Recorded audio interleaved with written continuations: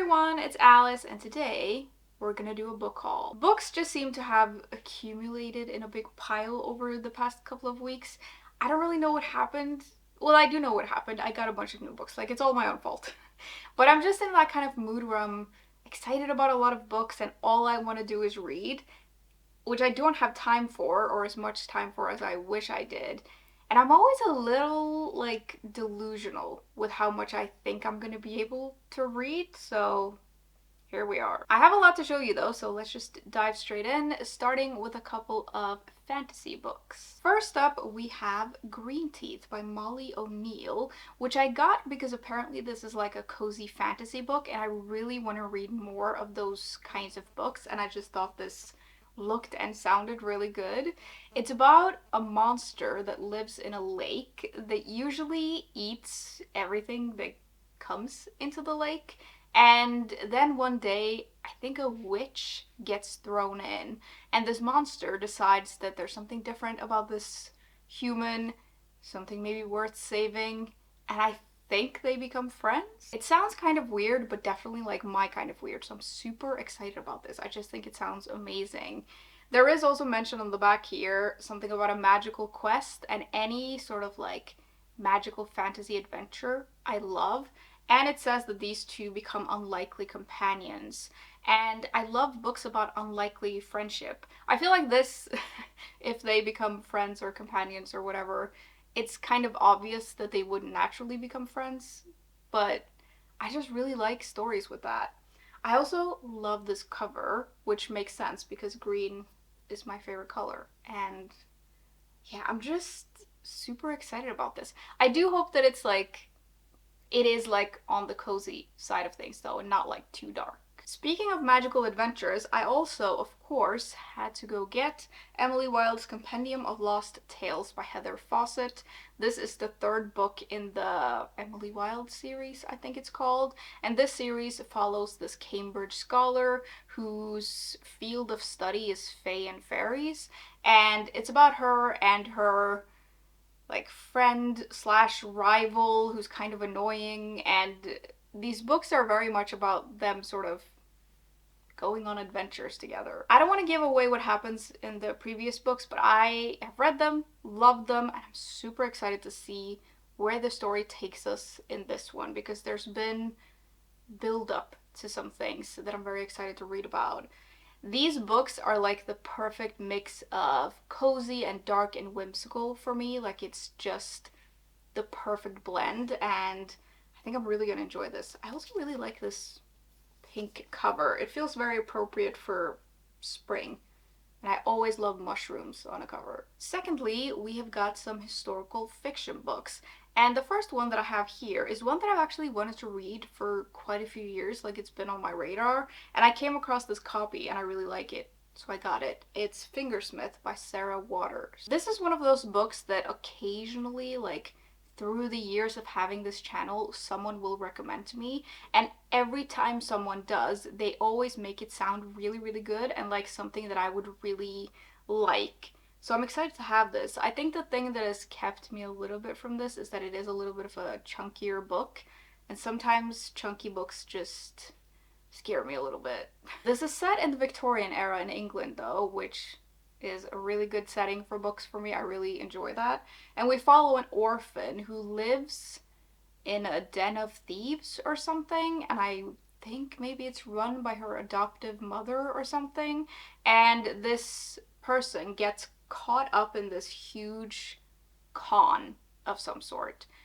That's all I really know. It sounds really interesting though. And I've also heard a lot of good things about this author's writing, so I'm excited to try something by her. This will be my first book by her. Then we have a book that I'm very excited about, because you may know that I'm always looking for historical fiction books with a little bit of adventure and a little bit of archaeology to them, and I found this one. It's The Antiquity Affair by Lee Kelly and Jennifer Thorne, and this is set in the early 1900s, I think? Yeah, 1907. It follows two daughters of this esteemed archaeologist who are very different from one another, but they come together in this feeling of living in their father's shadow. And I think what happens is that either one of them or both of them are approached by this secret society or something, and they want their help to find this lost relic. I don't really know what's going on, but it sounds very intriguing. And I'm hoping this is just gonna be like a lot of fun. Like, that's sort of what I'm expecting. And that there's gonna be some cool historical stuff and some cool, like, archaeology stuff. I feel like I've seen some illustrations in here. Yeah, so this does have some illustrations in it and like this kind of thing, which makes me even more excited to read this. I have seen that it doesn't have like amazing reviews on Goodreads and the rating is like middling, but I don't know. I really enjoy these kinds of books, so I feel like maybe despite that, I'm really gonna like it. Then we have this book, which has a really cool cover, but the more you look at it, the more unsettling it becomes, I feel. It's The Silence Factory by Bridget Collins, and the title of it as well is very intriguing. I think this is one of those books that has two timelines. One is set in 1820, and it follows this woman who goes with her husband to this remote Greek island because her husband is looking for these rare biological specimens. And something happens while she's there that makes her rethink her whole life. And then the other perspective is set decades later, and we're following an audiologist or something who is trying to cure someone's like deafness, and there's something about this particular silk being made in a factory that can shield sound, or I have no idea what's going on. I gotta be honest, but it just sounded interesting. I really like books set in this era, and it sounded a little weird, and I like the idea of like sound being a thing in this book, so yeah. And the cover really intrigued me, so I just got it. The next section we're gonna do is translated books, which technically I could probably put these books into other things because translated isn't a genre, but it just makes sense to me to put these together because I got quite a lot of them. And I feel like I've found so many cool looking translated books lately, and I'm very excited about them, and I'm always trying to read more of them. The first one I have is this one. It's Under the Eye of the Big Bird by Hiromi Kawakami, which I'm not gonna lie, I saw this in a bookshop and I immediately just went and picked it up because Hiromi Kawakami wrote Strange Weather in Tokyo, which is one of my favorite books. So I kind of just bought this without really looking into it. I have looked into it since though, and it sounds super weird, but also very intriguing. It's set in a futuristic world of some kind where humans live in these small settlements around the world, and they're being looked over by something that is referred to as mothers. And I think the humans in this world are made in factories. I don't know if it's all of them or just some of them, but it does mention that the way that humans survive is that they like interbreed with alien species or something. It sounds absolutely insane, but I feel like this author really knows how to do weird things. So even though it sounds crazy, I am very excited to read it. Also, even though I don't usually care about like author quotes on covers, it does say here, a sad but beautiful depiction of a perishing world by Banana Yoshimoto, who is another author that I really like. So I think this could be very interesting and kind of cool, but also very weird. The second one I've got is Tower by Bae Myung-Hoon, and this one says it's a series of interconnected stories about these people who live in a place called the Beanstalk, which is a 674 floor tower that is also a sovereign nation. Doesn't that sound super cool? Like, I just think it does, so that's obviously why I got it. Then we have this pretty book. This is The Full Moon Coffee Shop by Mai Mochizuki, and this is a book about a coffee shop run by talking cats. Do we need to know more than that? I don't feel like we do, because that sounds amazing. But apparently the way that you gain access to this coffee shop, because you can't just go there, is that if you're nice to, like, street cats and I don't know, cats that you meet in your life, if they like you, you may get to go to this coffee shop and they can like, the cats can talk to you and share wisdom and tell your fortune.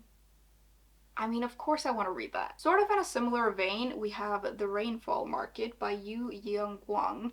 And this one is about this market that you can only gain access to if you send a letter talking about like your life to this abandoned house. And I guess if the house or the people who are in the house, if there are any people there, it says it's abandoned, so I don't know. But if the house takes pity on you, I guess, you may get a ticket to the Rainfall Market.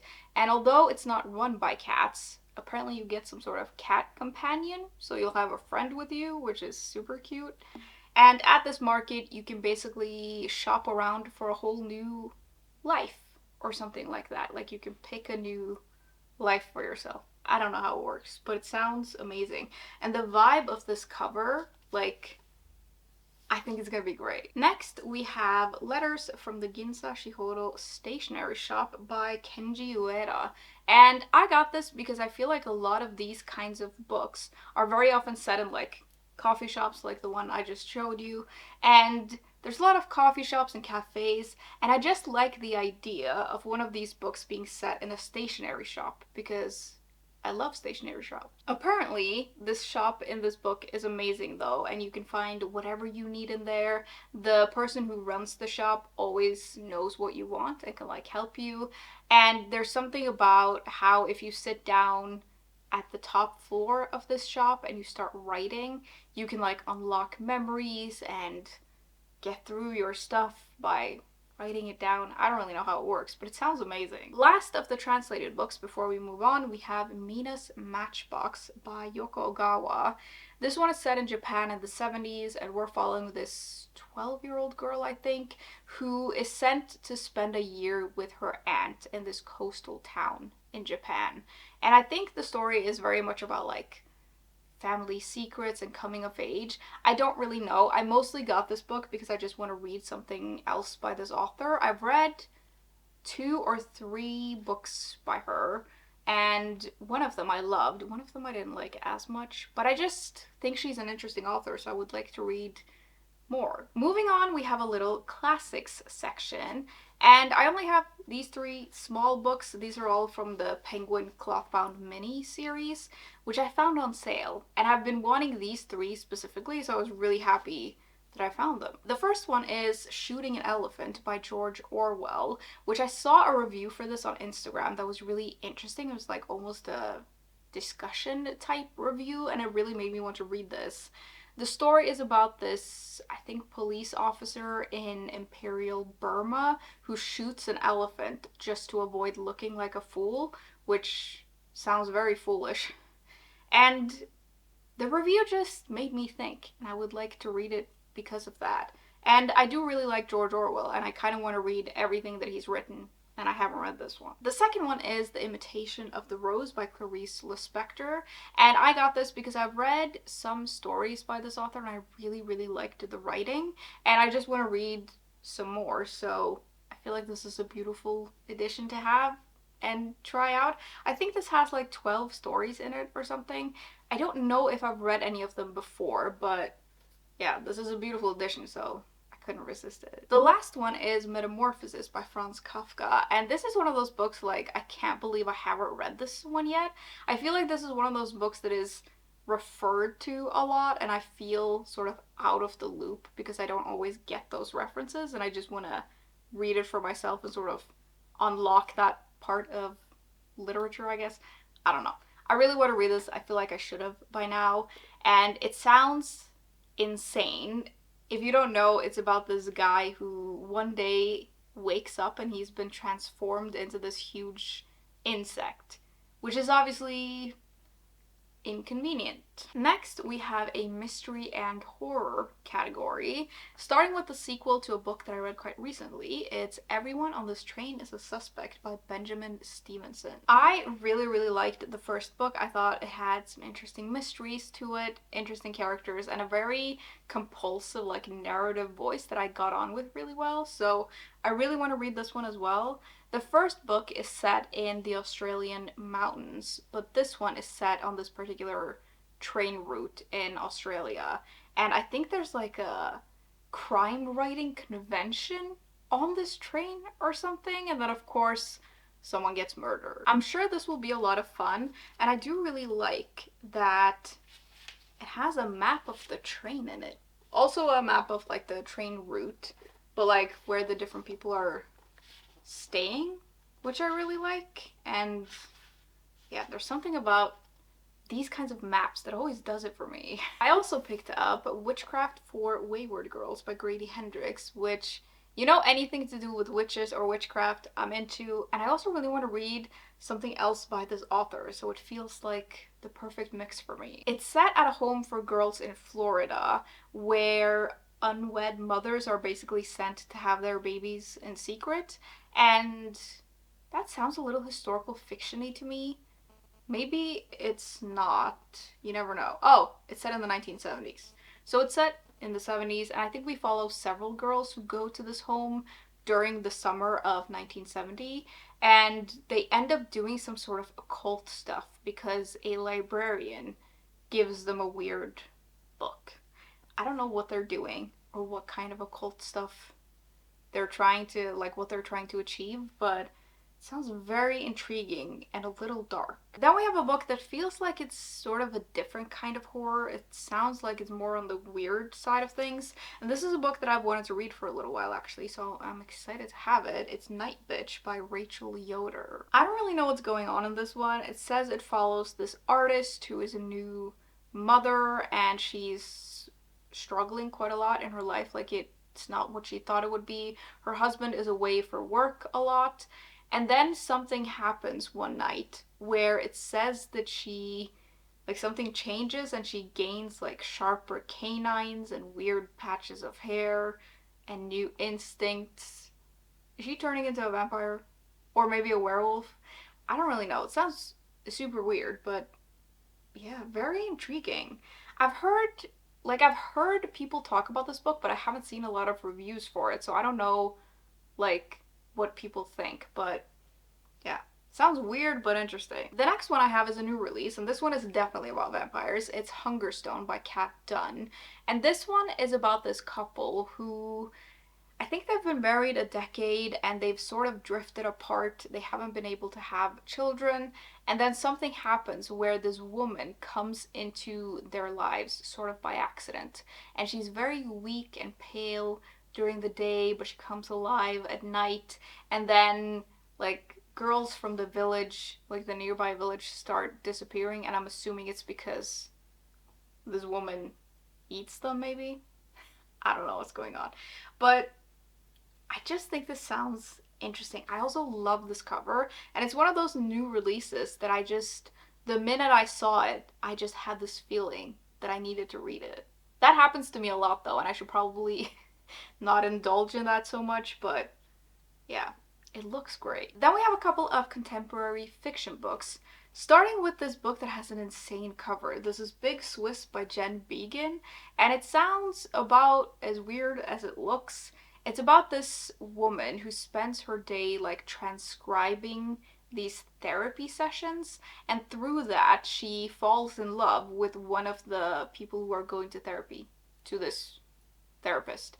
And then one day she's out and about and she recognizes this person's voice and they become involved in each other's lives or something. It just sounds very strange. And it says on the cover here, a fantastic, weird as hell, super funny novel. I'm very intrigued as to what I'm gonna find in here. The other one I got is Carnality by Lena Wolf, which also sounds kind of weird. It follows this Swedish writer who gets the opportunity to travel for 3 months, I think, and she goes to Madrid. And she runs into this guy who tells her this insane story.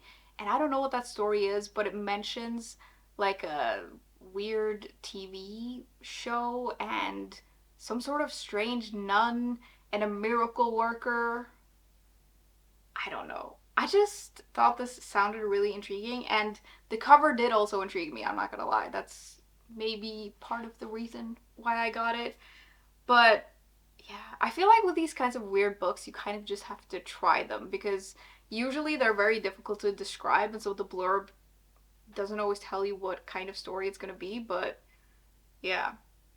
It just sounds weird and cool. The second to last category that we have is short stories, of which I have 3.